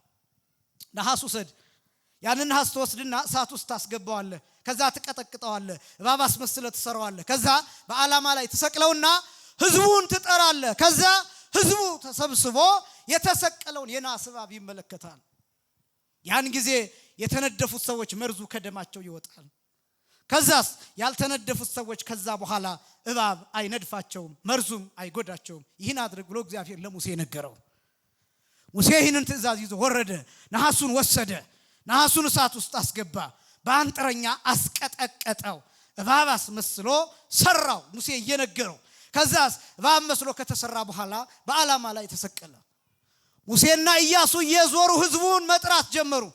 ኑ የናሱ እባብ ተሰቅሏል፣ መድኃኒታችሁ ተሰቅሏል፣ የምትድኑበት ተሰቅሏል፣ መርዙ ከሰውነታችሁና ከደማችሁ የሚወጣበት ተሰቅሏልና ኑ የተሰቀለውን ተመልከቱ፣ ከሰፈር ውጡ፣ ከየድንኳናችሁ ውጡ እያሉ መቀስቀስ ጀመሩ። መድኃኒታችንን ለማየት ከሰፈር መውጣት ግድ ይላል። ቤተክርስቲያን የምታስፈልገው ለዛ ነው። መቅደስ የሚያስፈልገው ለዛ ነው። እዚህ የምንመጣው ከሰፈር ወተን ከመንደር ወተን ከቤታችን ወተን የተሰቀለውን ክርስቶስን እንድናይ የምንፈወስበትን እንድናይ የህይወታችንን ፍጻሜ የሆነውን እሱን እንድናይ ከሰፈር መውጣት ይፈልጋል። ከሰፈር ብቻ አይደለም፣ ከሰፈርተኝነትም መውጣት ይፈልጋል። ከመንደር አስተሳሰብ፣ ከብሔርተኝነት አስተሳሰብ፣ በቋንቋ ከመጥበብ አስተሳሰብ፣ ከዚህ አስተሳሰብ መውጣትን ይፈልጋል። ፈዋሹን ለማየት፣ አዳኙን ለማየት፣ መድኃኒቱን ለማየት፣ መርዝ ከሰውነታችን እንዲወጣ ድንኳንህን መልቀቅ ይፈልጋል። ከዶርምህ መውጣት አለብህ፣ ከግቢ መውጣት፣ ቤተክርስቲያን መገኘት አለብህ። ለዚህ ነው መስቀሉን ላይ የምናደርገው። እሱን ስናይ እንፈወሳለን። ስለዚህ እስራኤላውያን ውጡ ተባሉ፣ ወጡ። የነሐሱን እባብ ተመለከቱ። የተነደፉት ሰዎች መርዙ ከደማቸው ወጣ፣ ተፈወሱ። ያልተነደፉት ሰዎች ከዚያ በኋላ የማይነደፉ የማይጎዱ ሆኑ። ስለ ቃሉ የአምላካችን የእግዚአብሔር ስም የተመሰገነ ይሁን። ይሄ እስካሁን የተናገርኩት ኦሪት ዘኍልቍ ምዕራፍ 21 ከቁጥር 5 ጀምሮ እስከ ቁጥር 9 ያለውን ክፍል ነው የተረኩት። ወደ ሐዲስ ኪዳን እናምጣው። እዚህ ላይ ክርስቶስ ይገኛል። የናሱ እባብ ክርስቶስ ነው። ብሉይ ኪዳን ሲተረጎም ሐዲስ ኪዳን ነው የሚሆነው። ብሉይ ኪዳን ንባብ ነው፣ ሐዲስ ኪዳን ትርጓሚ ነው። ብሉይ ኪዳን ፊደል ነው፣ ሐዲስ ኪዳን ንባብ ነው። ብሉይ ኪዳን ምድር ነው፣ ሐዲስ ኪዳን ሰማይ ነው። ብሉይ ኪዳን ጊዜያዊ ነው፣ ሐዲስ ኪዳን ዘላለማዊ ነው። ብሉይ ኪዳን አምሳል ነው፣ ሐዲስ ኪዳን አማናዊ ነው። ብሉይ ኪዳን አፍአዊ ነው፣ ሐዲስ ኪዳን ውሳጣዊ ነው፣ መንፈሳዊ ነው። ይሄ ናስ እባብ እንዲሰቀል ያደረገው እግዚአብሔር እስራኤላውያንን በቃል መፈወስ አቅቶት አይደለም። የነሐሱ እባብን በጠባዩ የመፈወስ አቅም ስላለው አይደለም። ግንሳ እግዚአብሔር ምልክቱን እያስቀመጠ ነው። በድርጊቱ በኩል ሐዲስ ኪዳንን እያሳየ ነው። የሚመጣውን ዘመን እያሳየ ነው። እንደዚህ ነው ክርስቲያን ማለት። የሚመጣውን ዘመን በቃል እግዚአብሔር በኩል መጠቀም፣ ማየት፣ መመልከት ማለት ነው። የነሐሱ እባብ ክርስቶስ ነው። ነሐሱ በአራት ደረጃዎች ማለፍ አለበት። አንደኛ እጠይቃችኋለሁ፣ እሳት ውስጥ መግባት አለበት። ሁለተኛ መቀጥቀጥ አለበት። ሶስተኛ መሰቀል አለበት። አራተኛ መታየት አለበት። ርዕሳችን ክርስቶስን ማየት ነው። እደግመውና እጠይቃቸዋለሁ። ነሐሱ መጀመሪያ እሳት ውስጥ መግባት አለበት። ሁለተኛ መቀጥቀጥ አለበት። ሶስተኛ መሰቀል አለበት። አራተኛ መታየት አለበት። ነሐሱ መጀመሪያ ምን ውስጥ መግባት አለበት? እሳት ውስጥ። ሁለተኛ መቀጥቀጥ አለበት። ሶስተኛ መሰቀል አለበት። አራተኛ መታየት አለበት። እነዚህ አራት ደረጃዎችን ማለፍ አለበት። ነሐሱ ለምንድን ነው እሳት ውስጥ የሚገባው? ለጊዜው እንዲቀጠቀጥ ነው። ሐመር እንዲደረግ ነው። ደክታይል እንዲሆን ነው። ፍሌክሲብል እንዲሆን ቅርጽ ለማውጣት እንዲመች ነው እሳት ውስጥ የሚገባው። በቁሙ ሲተረጎም ነሐሱን እሳት ውስጥ አስገባው ከዛ ቀጥቀጠው የሚለው ለዛ ነው። ነሐሱ እሳት ውስጥ ይገባል። ከዛስ እንደፈለገ መቀጥቀጥ ይችላል፣ ይግላል፣ ቀይ የሆነ ይወጣል። እሳት ውስጥ ከገባ በኋላ ከጋለ በኋላ እንደፈለገ አድርጎ ይቀጠቅጠዋል። ለምን ይቀጠቅጠዋል ቢባል ቅርጽ ለማውጣት። የምን ቅርጽ ነው የሚያወጣለት? የእባብ ቅርጽ ነው የሚያወጣለት። የትኛውን እባብ? የነደፋቸውን እባብ፣ የገደላቸውን እባብ፣ ያስጨነቃቸውን እባብ አስመስሎ ይሰራዋል። ሲቀጠቀጥ የነሐሱ እባብ እንዲመስል ጅራቱ ቀጠን፣ ወገቡ ወፈር፣ ከዛ ጭንቅላቱ የእባብ ጭንቅላት እንዲመስል ተደርጎ ነው የሚቀጠቀጠው። እሱን አስመስለ ስራ ብሎ እግዚአብሔር በሙሴ አይምሮ የነሐሱን እባብ ምስል አስቀምጦበታል። ሙሴ ወርደው ለአንጥረኛው ለጥበበኛው ይህንን እየነገረ አስቀጥቅጦታል። እባብ አስመስሎ አሰራው። ከዛስ ተሰቀለ። ለምንድነው እንዲሰቀል ያስፈልገው? ከተቀጠቀጠ በኋላ እባብ መስሎ ከተሰራ በኋላ ቢባል እንዲታይ ነው። እንዲታይ ሁሉም እንዲያየው፣ ሕፃኑም አዋቂውም፣ እንደኔ አጭር የሆነው ሌላውም ረጅሙ፣ ሴቱም ወንዱም፣ ሩቅ የሆነው ቅርብ የሆነው እንዲያየው መሰቀል አለበት። ሁሉም ቀና ብሎ እንዲመለከተው እንዲታይ። ለምንድነው ደግሞ የሚታየው? እሺ ተሰቀለ። ከተሰቀለ በኋላ መታየት ያስፈልገው ለምንድነው ቢባል መርዙ እንዲወጣ። መርዙ እንዲወጣ ብቻ አይደለም የሚነድፋቸው እባብ አቅም እንዲያጣ፣ ከዛ በኋላ እንዳይነድፋቸው መርዙ የረከሰ የማይሰራ እንዲሆን የነሐሱ እባብ መስሎ የተሰራው የነሐሱ እባብ መሰቀል አለበት። ይሄ በቁሙ ነው። ይሄ ሰም ይባላል። ወርቁስ ምንድነው? የነሐሱ እባብ ክርስቶስ ነው። ነሐሱ መጀመሪያ ምን ውስጥ መግባት አለበት? እሳት ውስጥ መግባት አለበት። ይሄ ማለት ቃል ስጋ መሆን አለበት። ቃል ምን መሆን አለበት? ስጋ መሆን አለበት። ቃል ስጋ መሆን አለበት ማለት ነሐሱ እሳት ውስጥ የሚገባው ለመቀጥቀጥ እንዲመች ነው አልኳችሁ። ቅርጽ ለማውጣት እንዲመች ነው። እንደፈለጉ ለማድረግ እንዲመች ነው። ቃል ለምንድነው ስጋ የሚሆነው ቢባል ለመቀጥቀጥ እንዲመች ነው። ለመምታት እንዲመች ነው። ለመስቀል እንዲመች ነው። ለመሰቀል እንዲመች ነው። የሚነጭ ጺም እንዲኖረው፣ በቡጤ የሚወልቅ ጥርስ እንዲኖረው፣ በጲላጦስ ፊት እንዲቆም፣ በሄሮድስ ፊት እንዲቆም፣ እንዲሰቃይ፣ እንዲጎተት፣ አለት ለአለት በየድንጋዩ እየተፈጠፈጠ እንዲጎተት፣ የሚፈስ ደም እንዲኖረው፣ በጅራፍ የሚበተን ስጋ እንዲኖረው ቃል ስጋ መሆን አለበት። ያለዚያ ምኑን ትነጫዋለህ? ያለዚያ ምኑን ትመታዋለህ? ያለዚያ እንዴት ሆኖ በጲላጦስ ፊት ይቆማል? ሩህ ቃል ብቻውን በጲላጦስ ፊት መቆም አይችልም። አካላዊ ቃል ስጋን ባይዋሃድ በሄሮድስ ፊት መቆም አይችልም። መመታት አይችልም። ይሁዳ አይሸጠውም። ጴጥሮስ አይክደውም። አይራብም፣ አይጠማም። ሳምራዊቷን ሴት ውሃ ጠጪ ብሎ አይለምናትም። ለምን? አካላዊ ቃል ሰው አልሆነም። ስጋ አልለበሰም፣ አይታይም፣ አይጨበጥም፣ አይዳሰስም። ረቂቅ ነው። አይራብም፣ ረቂቅ ነው። አይጎሳቆልም፣ ረቂቅ ነው። አይዋረድም፣ ረቂቅ ነው። ባሪያ መሆን አይችልም፣ ረቂቅ ነው። አካል አለው ግን ረቂቅ ነው። ስለዚህ ስጋ መሆን አለበት። የኛን መከራ ለመሸከም፣ በእኛ ስሜት ለማለፍ፣ በእኛ ስደት፣ በእኛ ውርደት ለማለፍ ቃል ስጋ መሆን አለበት። ያለዚያ እንዴት ወደ ግብጽ ይሰደዳል? ያለዚያ እንዴት እመቤታችን ትሸከመዋለች በጀርባዋ? ያለዚያ እንዴት የድንግልና ጡት ይጠባል? ያለዚያማ እንዴት በእኛ መከራ አለፈ ይባላል? ለዚህ ነው እኮ ቅዱስ ጳውሎስ ሲናገር ዕብራውያን ምዕራፍ 4 ላይ ወብነ ሊቀ ካህናት የሚለው በሰማያት ያለፈ ሊቀ ካህናት አለን በድካማችን የተፈተነ ነው የሚል። በድካማችን የተፈተነ፣ በእኛ ድካም ያለፈ፣ ያልወደቀ ግን በረሃባችን በኩል ያለፈ። በደጁ አይደለም ያለፈው፣ ተርቦ ነው ያለፈው። በሞት በደጁ አይደለም ያለፈው፣ ሙቶ ነው ያለፈው። ስለ ሞት ክርስቶስ መረጃ አይደለም ያለው፣ ዕውቀት አይደለም ያለው። ለምሳሌ አብ ዕውቀት ነው ያለው ስለ አብ እንደ አምላክነቱ፣ ስለ ሞት ዕውቀት ነው ያለው። አብ ግን ሙቶ አያውቅም። መንፈስ ቅዱስም ሙቶ አያውቅም። ስለ ሞት አያውቅም ግን ማለት አይደለም፣ ሙቶ ግን አያውቅም። ወልድ ስለ ሞት ያውቃል፣ አምላክ ነው። ዕውቀት ይከፈልበታል ማለትም አይደለም። የሚያውቀው ግን በዕውቀት ብቻ አይደለም፣ ሙቶ ነው የሚያውቀው። ሙቶ ነው የሚያውቀው። ስለ መከራ ታሪክ አይደለም ይተርክልን። እኔ ታሪክ ነው የምነግራችሁ። አንዱም የጅራፍ ጫፍ አላረፈብኝም፣ አንዱም የጥፊ ጠብታ እኔ ላይ አላረፈም፣ አንድም ቦታ ደም ያልፈሰሰም፣ ስጋዬም አልተቆረሰም። ነገር ግን ክርስቶስ ስጋው ተቆርሶ ደሙ ፈሶ ነው። መከራን የሚያውቀው በመረጃ አይደለም፣ ተቀብሎ ነው የሚያውቀው። አንዳንዱ እኛ ገልጠን የማንጨርሰው መከራ፣ ቆጥረን የማናውቀው መከራ በመጽሐፍ የተጻፈው በድርሳነ ማህየዊ ወደ 19125 የመከራ አይነት ተቀብሏል ይላል። ለምሳሌ 19125 የመከራ አይነት ይላል። ብር አይደለም የነገርኳችሁ፣ የብር ቁጥር አይደለም፣ ደሞዝም አይደለም፣ የመከራ አይነት ቁጥር ነው። ይሄን እኔ መዘርዘር ያቅተኛል። መጽሐፍትም አልዘረዘሩትም፣ ተዘርዝሮ ስለማያል እያንዳንዱ ቢቆጠር ይላል ድርሳነ ማህየዊ ከ50 ሺህ ያልፋል ይላል። ከ50 ሺህ ያልፋል ብሎ የሚቆጥረው ችንካሩ የሚያርፍበት። ለምሳሌ ይሄ ችንካሩ የሚበሳው ቦታ እየፈለጉ አንድ ቦታ ሲመቱት አጥንት ይሆንባቸዋል። ከዛ እንደገና መልሰው እዚህኛ ያደርጉታል፣ አሁንም ሌላ ይሆንባቸዋል። እንደገና የሚቀደው ስጋውን የሚያልፈው ቦታ እየፈለጉ እጁን ብቻ ብዙ ጊዜ ይበሳሱታል። ይሄ ሁሉ ተቆጥሮ ከ50 ሺህ በላይ ነው ይላል። ቆጥረን አንዘልቀውም፣ ተናግረን አንጨርሰውም። ቃልም የለውም፣ ልሳንም የለውም።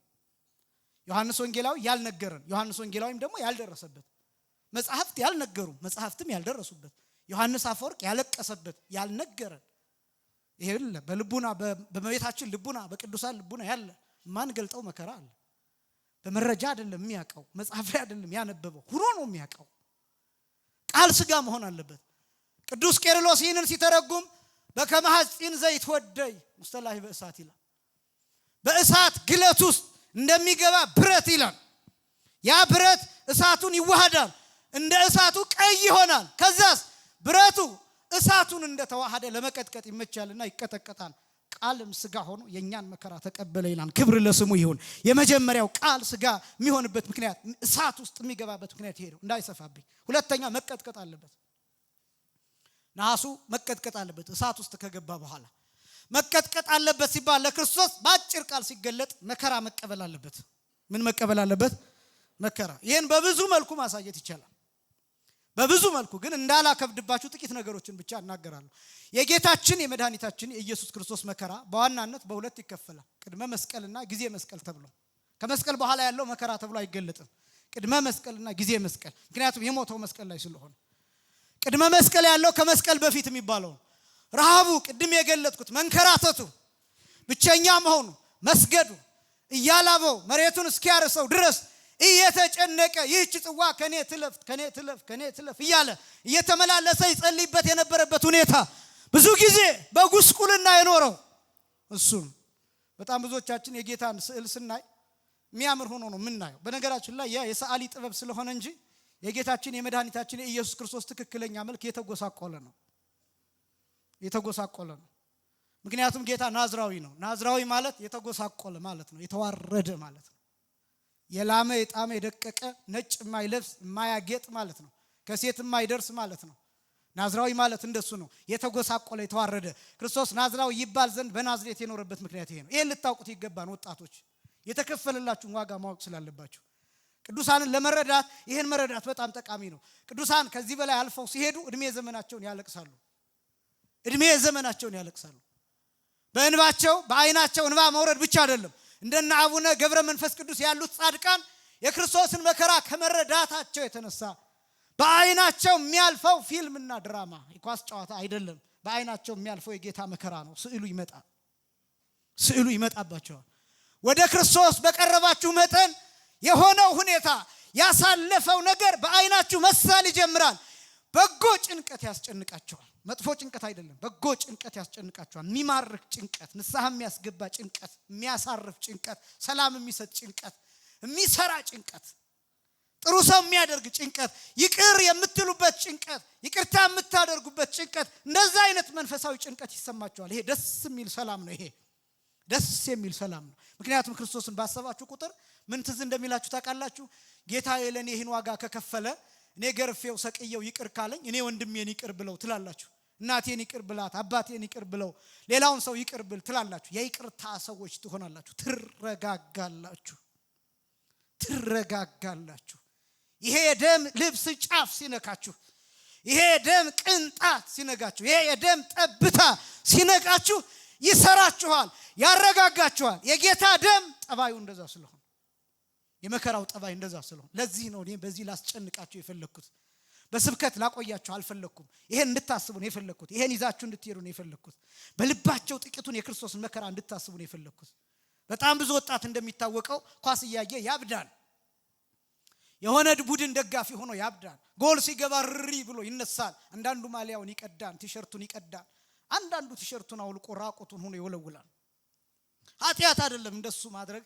አንድ ወጣት ልክ ነው የሆነ ነገር ማየት አለበት፣ ትክክል ነው እና ያ ኃጢአት አይደለም፣ ጽድቅም አይደለም፣ ኃጢአትም አይደለም። ግን ልብስህን አውልቀህ የምትደግፈው ደጋፊ፣ ራቁትህን ሆነ የምትደግፈው ደጋፊ አንድም ድቃቂ ሳንቲም ላንተ አይሰጥም፣ አንድም ዋጋ ላንተ አይከፍልልም። አያውቅህም። የታገር እንደሆን ከነ መፈጠርህም አያውቅህም። እድሉ ገጥሞ ስልክ ደውለህለት ከወላይታ ሶዶ ገሌ ይባላል በጣም አደንቀሃለሁ ብትለው ወላይታ ሶዶ የት ነው ሊል ይችላል። ኢትዮጵያ ብትለው ኢትዮጵያ ምንድናት ሊል ይችላል። የደሃገር እዚህ ኦክስፎርድ ዲክሽነሪ ላይ በረሃብ እንትን ያለችው ሊል ይችላል። ለሚቀልድብህ ሰው ጨርቅህን አውልቀህ ራቁትህን ትሄዳለህ። ለሞተልህ ጌታ ደግሞ ልብስ ለብሰህ መምጣት ያቅታል። ለምትደግፈው ቡድን ማይሆኑ ትሆናለህ። መቼ ነው ገሌ ወደ ሜዳ የሚገባው? መቼ ነው ገሌ ከጉዳቱ የሚያገግመው ብለህ የሱ ቁስል ያመሃል፣ የሱ ስብራት አንተን ያስነክሳል። 6666 ጊዜ የተገረፈው ጌታ ደግሞ ትዝ አይልህም። ይሄ ጅልነት አይደለም ወይ? ይሄ ሞኝነት አይደለም ወይ? ማን ነው የሰለጠነው? ማን ነው ዘመናዊነት? ማን ነው ትክክለኛው? ማን ነው ምሁሩ? ማን ነው ያነበበው? ማን ነው የተረዳው? የትኛው ነው የከተማ ሰው? የትኛው ነው ራቁቱን ለማያውቀው ሰው ቲሸርት የሚወለውለው? ወይስ ደግሞ ለሞተላቸው ጌታ ባዶ እግራቸውን የሚንከራተቱት አባቶቼ?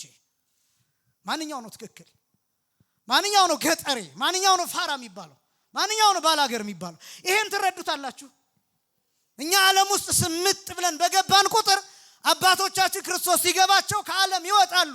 ቆዳ ለብሰው ዓለም ስላልተገባቻቸው ፍርኩታ ለፍርኩታ ይዞራሉ። ማን ነው ጥበበኛ? ማን ነው አዋቂ? ጠፍቶብናል እኮ አሁን እኮ አንዳንድ ነገሮች ጠፍተውብናል። የትኛው ትክክል የትኛው እውነት እንደሆነ የትኛው ስህተት እንደሆነ እንኳን አናውቅም። እኛ ትክክል ይሆን አባቶቻችን ስህተት ይሆኑ ይመስለናል። በጣም ደግሞ የዚህ ዘመን ትውልድ ኃጢአት ይሄ ነው። ትክክል እሱ ብቻ ነው። ያኛውን ሸባው ይላል፣ ያኛውን ፋራው ይላል። ራሷን የምትጠብቀዋን ሴት ድንግልናዋን የምትጠብቀዋ ሴት እንደ ፋራ ትቆጠራለች። ነጠላ ለብሶ ቤተክርስቲያን የሚመጣው ሰው እንደ ፋራ እንዳልሰለጠነ ይቆጠራል።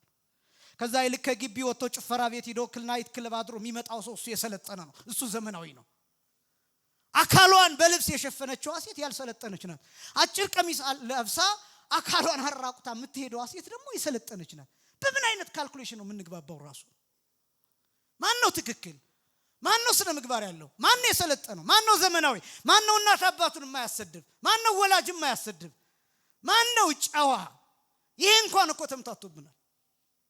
የክርስቶስን መከራ ማሰብ ስለሚገባ አባቶቻችን ይሄን እያሰቡ ለዚህ ነው ትዝ የማይላቸው። ስለሚለብሱት ልብስ ትዝ አይላቸው፣ የሚወጋቸው እሾህ ትዝ አይላቸው። አቡነ ገብረ መንፈስ ቅዱስ አይናቸውን ቀና እንዳደረጉ አይናቸውን እንደገለጡት የሚታያቸው የጌታ መከራ ነው፣ መስቀሉ ነው በአይናቸው የሚያልፈው። ከዛስ አሞራ መጣ፣ ሁለት አይናቸውን አፈረጠው፣ ጠጣው። ነገር ግን ይሄ ሁሉ ሲሆን ጻድቁ አባታችን አቡነ ገብረ መንፈስ ቅዱስ አልከለከሉትም። ለምን? ክርስቶስን የሚያዩት በውስጥ አይናቸው የጌታን መከራ የጌታን ስቃይ ስለሚያዩ እዚህ አይደሉም፣ ዓለም ውስጥ አይደሉም።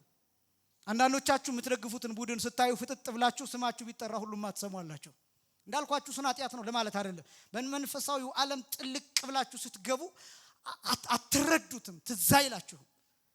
ጻድቃን እንደዚህ ነው የኖሩት። በረከታቸው በሁላችንም ላይ ይደርብን። መቀጥቀጥ የሚባለው የጌታ መከራ አጠቃላይ ከቤተልሔም ጀምሮ እስከ ቀራንዮ ድረስ ያለው መቀጥቀጥ ይባላል። ከሁሉም በላይ ደግሞ ክርስቶስ ብዙ መከራ ተቀብሎ እንደገለጥኩላችሁ 19125 የመከራ አይነት ተቀብሏል። መቀጥቀጥ የሚባለው ይሄ ድርሳነ ማህየዊ ላይ ወሰሐብዎ ውስተ ጸፍጸፈ እምን 133 ጊዜያት ይላል። ጌታን ወደ ሐና ወደ ቀያፋ ሲወስዱት አንገቱ ላይ ገመድ አድርገው እየጎተቱ ነበር የሚወስዱት ይላል። እና ሲጎትቱት በአፉ ደፍተው ነው ይጎትቱት የነበረው።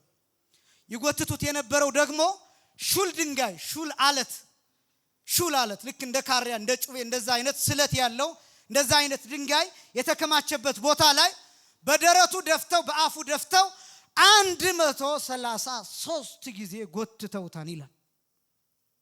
133 ጊዜ በሾለ ድንጋይ ጭንቅላቱ እየተፈጠፈጠ አይኑ እየተመታ አፍንጫው እየተመታ ጥርሱ እየረገፈ ጺሙ እየተነጨ በደረቱ እየተንፋቀቀ 133 ጊዜ ተጎትቷል ይላል። የሚገረፍበት የጅራፉ ጫፍ ላይ የሚደረጉ ሹል የአጥንት ስብርባሪዎችና የብረት ስብርባሪዎች ሹል የሆኑ የብርጭቆ ስብርባሪዎች አይነት የጅራፉ ጫፍ ላይ ይደረጋል። ጅራፍኛ እንደምናውቀው አይነት ቀላል አይነት አይደለም። ሮማውያን በግርፋት ስልታቸው የሚሰሩት ጅራፍ እጅግ በጣም ከባድ ማይቆረጥ ከሌዘር ከቆዳ የሚሰራ ጅራፍ ነው የሚሰሩት። አንድ ገራፌ የጌታ ጀርባ ላይ አሳርፎ ጅራፉን ሲያነሳው እፍኝ የሚያክል ስጋ አየር ላይ ይበራል። የጌታ ስጋ ቆዳው አንድ ጽዋ የሚሞላ ደም አየር ላይ ይረጫል። ምድሩን ያርፍበታል፣ ያለብሰዋል። አንድ ሰው በአማካይ ከ4.5 ሊትር ደም እስከ 6.5 ሊትር ደም ይኖረዋል ተብሎ ይታሰባል። እንደየቁመቱ እንደየውፍረቱ ሊለያይ ይችላል። ክርስቶስን በመካከለኛ ቁመት ብንገልጠው ኦልሞስት 6 ሊትር ደም በአካሉ ይገኛል። ደሙ ፈሶ እስኪያልቅ ድረስ 6 ሊትር ደም 6 ሊትር ደም አይኑን ሸፍኖት ማየት እስከማይችል ድረስ እንኳን አይደለም 6666 ጊዜ የተገረፈ ይቅርና አንድ ጊዜ የተመታ ሰው ፊቱ ይዞርበታል። እንደምታውቁት ክርስቶስ እንደዚሁም ሆኖ መስቀል ላይ እየጮኸ ነው የሞተው። መቀጥቀጥ ይባላል። ይሄ እባብ እንዲመስል ተቀጠቀጠ። ክርስቶስ እባብ እንዲመስል፣ ኃጢአተኛ እንዲመስል፣ ዲያብሎስን እንዲመስል፣ ዲያብሎስ አይደለም ሰይጣን እንዲመስል፣ ሰይጣን አይደለም ግን እንዲመስል፣ ኃጢአተኛ አይደለም ግን ኃጢአተኛ እንዲመስል ተቀጠቀጠ ክርስቶስ። ይሄ ብቻም አይደለም። መስቀል ላይ ሲሰቀል በሁለት ወንበዴዎች መካከል ነው የተሰቀለው። በቀኝና በግራ ፈያታዊ ዘይማንና ፈያታዊ ዘጸጋም ወይም ጥጦስና ዳክርስ። እነዚህ የተሰቀሉት ለርማት አይደለም፣ ለመቀጣጫ አይደለም። ክርስቶስን ወንበዴ ነው ለማለት ነው፣ ሌላ ምንም አይደለም። በቀኝ በኩል የመጣው በቀኝ በኩል የተሰቀለውን ያያል። ይሄ ምንድነው ብሎ ይጠይቃል፣ ወንበዴ ይላል። በመካከል ያለው ይሄስ ብሎ ይጠይቃል፣ ወንበዴ ይላል። ይሄኛውስ ማን ነው? ወንበዴ። እና ይሄስ? እሱማ ዋናው የወንበዴዎቹ አለቃ። እንዲህ ለማለት በሁለት ወንበዴዎች መካከል ሰቀሉት፣ ቀጠቀጡት። ሌባ ለማስመሰል ቀጠቀጡት፣ ወንበዴ ለማስመሰል ቀጠቀጡት፣ ኃጢአተኛ ለማስመሰል ቀጠቀጡት፣ በቡጢ መቱት።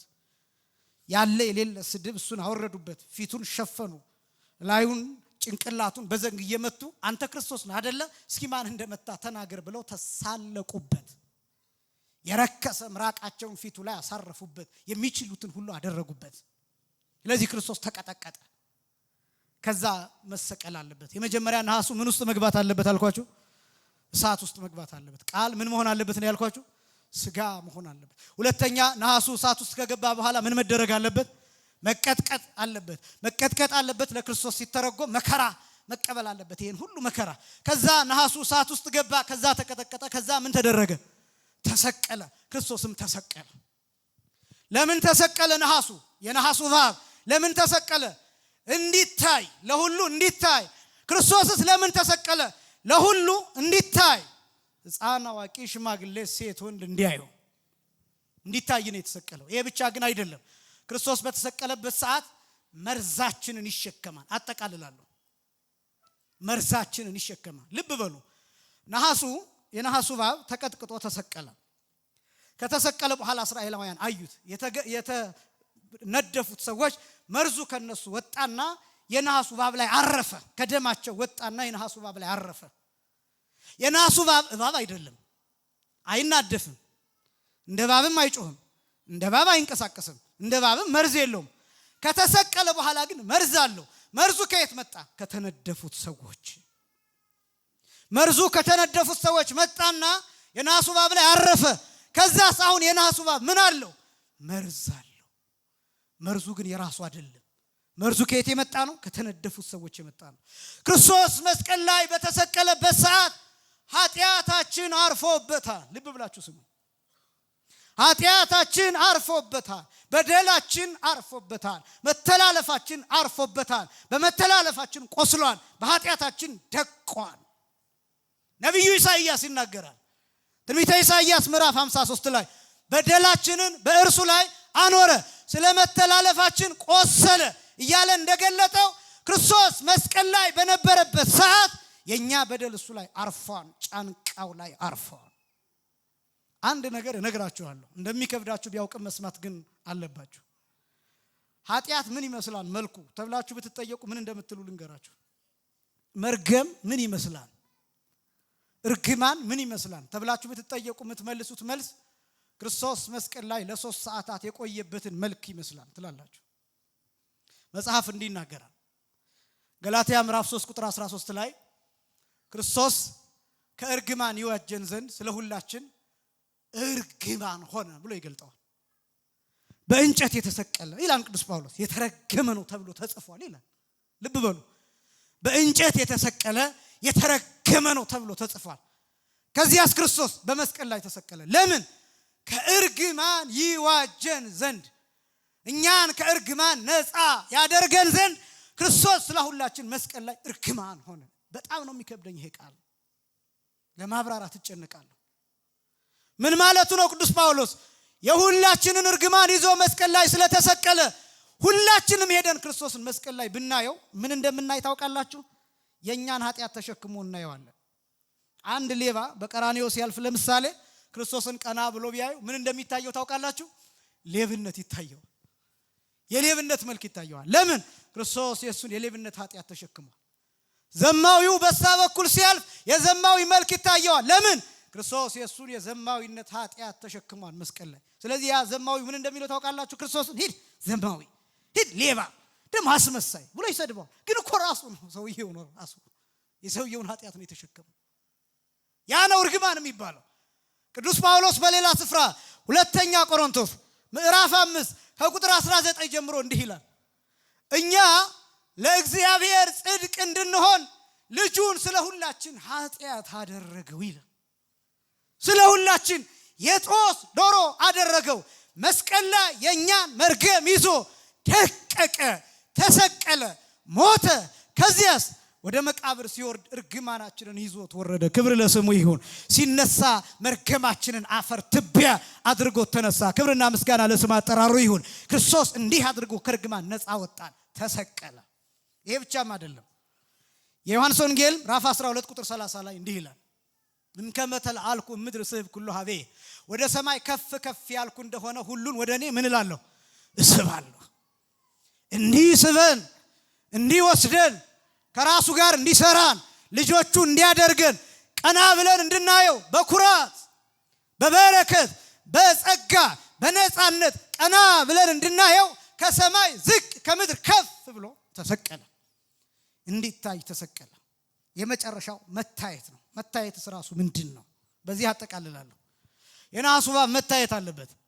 ከታየ በኋላ የተነደፉት ሰዎች ሲያዩ መርዙ ከሰውነታቸው ይወጣል፣ ከደማቸው ይወጣል። ከዛ ሰዎቹ ነፃ ይሆናሉ፣ ከመርዙ ደህና ይሆናሉ። ያልተነደፉት ሰዎች ከዛ በኋላ የማይነደፉ ይሆናሉ። ርዕሳችን ክርስቶስን ማየት ነው። ክርስቶስን ማየት ከመርዙ ያወጣል። ክርስቶስ የተሰቀለው እንዲታይ ነው፣ እንድታስበው ነው፣ እንድታስበው ነው። በአይምሮ ተተክሎ እንዲኖር ነው።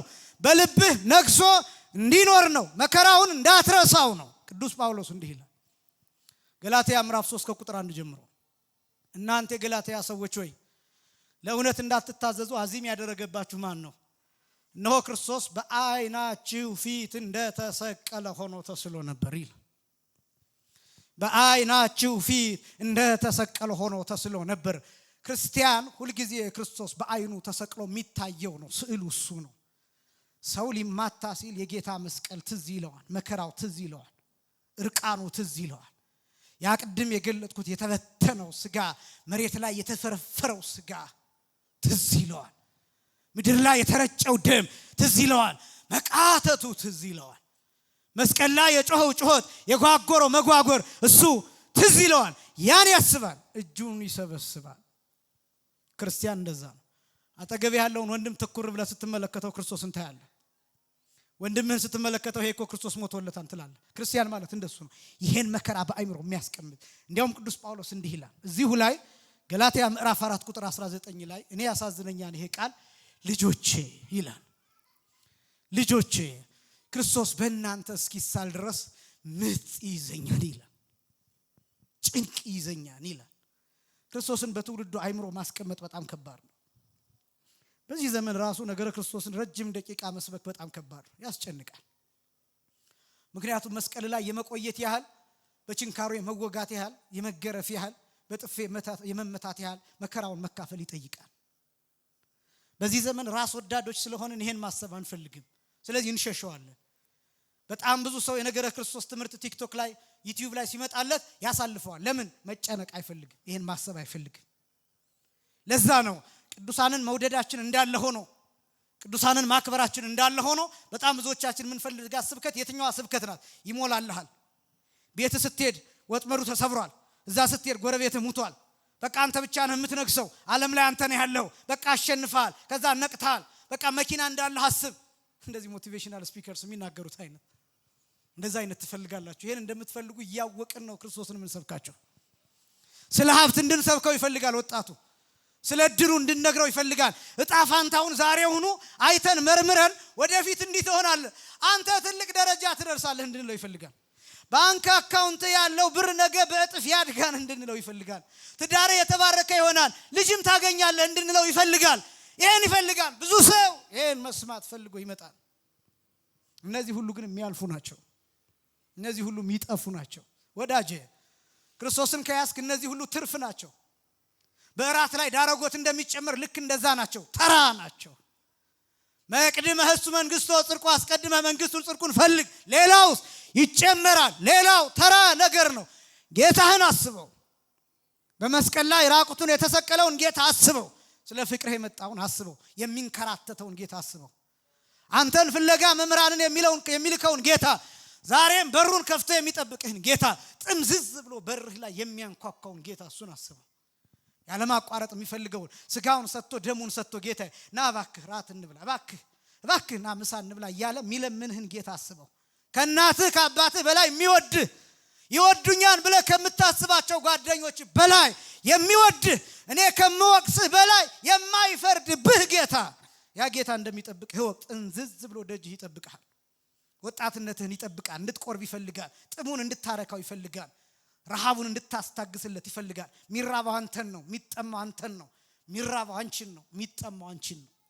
በፍርድ ቀን ተርቤ አላበላችሁኝም፣ ተጠምቼ አላጠጣችሁኝም ማለት ተርቤ ፈልጊያችሁ አላገኘኋችሁም፣ ተጠምቻችሁ ናፍቂያችሁ አላገኘኋችሁም፣ እሺ አላላችሁም፣ በጄ አላላችሁም። ስለዚህ ምርጫችሁ ዲያብሎስ ነው። ሂዱ ብሎ የሚያሰናብተው ይሄ ነው። ጌታ ይራባል፣ በእኛ ፍቅር ይራባል፣ በእኛ ፍቅር በጥማት ይሰቃያል። ይሄን ማሰብ ነው።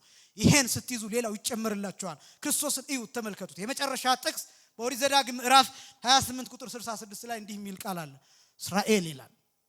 እስራኤል የነሐሱን እባብ ሰቀሉ፣ የነሐሱን እባብ አዩ፣ መርዙ ከሰውነታቸው ወጣ፣ ተፈወሱ። ግን የሚያሳዝነው የነፍሳቸው መድኃኒት ጌታ መጣ፣ ሰቀሉት። ከዛስ ጀርባቸውን ሰጥተው ትተውት ሄዱ። መርዙን እንደያዙት መርዙን እንደተሸከሙት ክርስቶስን ማየት አቅቷቸው ምን እያሉ እንደሄዱ ታውቃላችሁ? መሸ እያሉ ሄዱ። እነሱ መሸ እያሉ ሲሮጡ ለኒቆዲሞስ ነጋለት። ለኒቆዲሞስ ብርሃን ሆነለት። ቅድም ሲዘምሩ ኒቆዲሞስ በሌሊቱ ብርሃን ይማር እንደነበረ እየገለጡ ነበረ። እነሱ መሸ ብለው ሰንበታቸው ሊያከብሩ የሄዱት ሰዎች ሲሄዱ፣ ኒቆዲሞስ ግን በሌሊት ይመጣ የነበረው አስቀድሞ እሱ ነጋለት። ስለዚህ ወደ ብርሃን ክርስቶስ መጣ።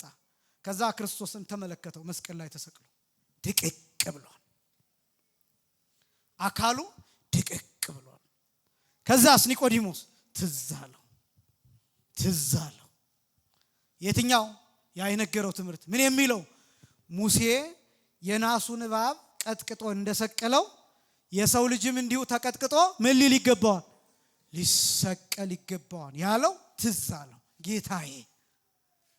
ጌታዬ አሁን ትምህርትህ ገባኝ። ለካ ሙሴ ናሱን እባብ ቀጥቅጦ እንደሰቀለው እንዲሁ የሰው ልጅ ሊሰቀል ይገባዋል ያልከው እንዲህ ተቀጥቅጠህ ስጋህ አልቆ አጥንትህ እየተቆጠረ ደምህ አልቆ እንደዚህ ድቅቅ ብለህ እንደምትሞት እየነገርከኝ ነበር። ትምህርቱ አሁን ገባኝ። ኒቆዲሞስ እያለቀሰ ከመስቀል የጌታን ስጋ አውርዶ ገነዘው። ኒቆዲሞስ ያን ትምህርት አሰበው። ለምንድነው እንዲህ ድቅቅ ያለው የሚለውን አሰበ። መልሱ ትዝ አለው። የሚያምንበት ሁሉ የዘላለም ሕይወትን እንዲያገኝ ምን እንዲያገኝ? የዘላለም ሕይወትን እንዲያገኝ እንጂ ምን እንዳይል እንዳይጠፋ እሱ ጠፋ፣ በአካል ደቀቀ፣ ስጋው በጅራፍ ጫፍ ተበተነ። እኛ እንድንገኝ የጠፋ ነው እኮ እኛ ነን። እኛ እኮ ቀድመን የጠፋን ነን። ግን እንድንገኝ ክርስቶስ አካሉ እስኪጠፋ ድረስ እስኪጠፋ ስላችሁ ስጋው ጠፍቶ ቀርቷል ማለት አይደለም። በትንሳኤ አስነስቶታል። ግን ሁለት ሰዎች ብቻ ተሸክመው እስኪቀብሩት ድረስ አካሉ ምን ብሎ ነው የሞተው ክርስቶስ? ሁለት ሰዎች ብቻ እስኪሸከሙት ድረስ። ኒቆዲሞስ ይሄ ትምህርት ገባው። ኒቆዲሞስ ከመጨረሻው የተከተለው በዚህ ምክንያት ነው። የተከበራችሁ ወጣቶች፣ ወንድሞች፣ እህቶች ክርስቶስን እንየው፣ ክርስቶስን እናስበው። በአእምሯችን የቅዱሳን ነገር ይገባናል። የቤተክርስቲያኒቷ ውለታ ይገባናል። መንፈሳዊነት ይገባናል። ክርስትና ይገባናል። ክርስቶስን ማየት ስትጀምሩ ልትሰሩት የነበረው ኃጢያት እሱን ታቆማላችሁ፣ ትሸማቀቃላችሁ። ውለታው በገባችሁ መጠን ለራሳችሁ ዋጋ ይኖራችኋል፣ ክብርም ይኖራችኋል። እንዴት እንደተገኛችሁም ታውቁታላችሁ። ክርስቶስን እንየው። ክርስቶስን አይተን እንድንድን ፍቅሩ በልባችን እንዲሳል በአእምሯችን እንዲኖር የእርሱ ቅዱስ ፈቃድ ይሆንልን። ያስተማረን የአባቶቻችን አምላክ እግዚአብሔር ይክበር ይመስገን። ወስብሐት ለእግዚአብሔር።